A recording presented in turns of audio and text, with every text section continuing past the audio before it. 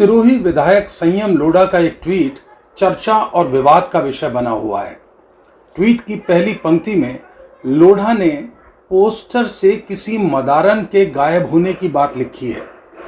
अब यह बात पोस्टर से फोटो गायब करवाने वालों और जिनका फोटो पोस्टर से गायब था, उन दोनों ही गुटों को नागवार गुजर रही है।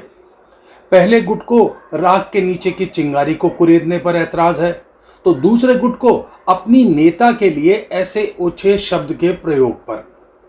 अपने ट्वीट में संयम लोढ़ा आगे लिखते हैं, वैसे उन्हें पता नहीं अब उनके गोदाम के पंछी उड़ना सीख गए हैं।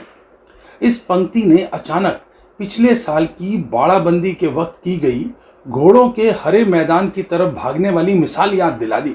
अर्थात संयम लोढ़ा ने अंग्रेजों से अंग्रेजी में बात की है, सो अंग्रेज तो समझ ही जाएंगे।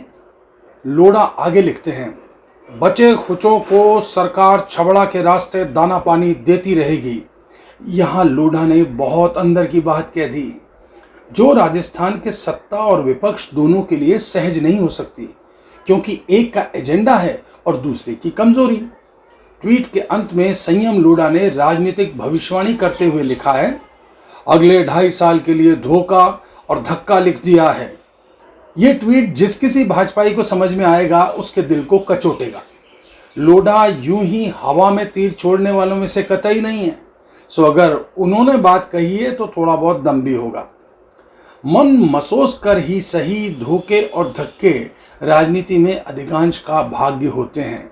सो डोंट वरी, अगर सही मायने में देखा जाए तो सत्ता से बाहर और सत्ता में रहते हुए दोनों ही वक्त बहुमत धोखे और धक्कों का ही होता है। अगर हमारी बात न मानो तो उड़न खटोले वाले से पूछ लो। आप देख रहे हैं राजकाज.न्यूज। राज की हर खबर से रहिए बाखबर।